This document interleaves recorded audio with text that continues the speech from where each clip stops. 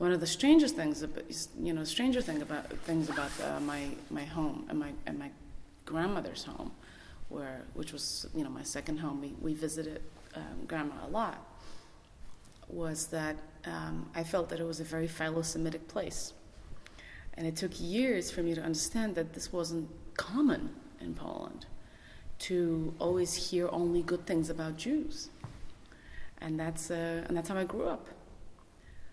I was never raised with, and many people in Poland will tell you that they heard all kinds of stereotypes about Jews. I don't recall ever hearing that Jews were bad in any way. I always heard quite the opposite, on both sides of the family. So at some point, this also became suspicious to me, and that was part of my thinking that we must be Jewish.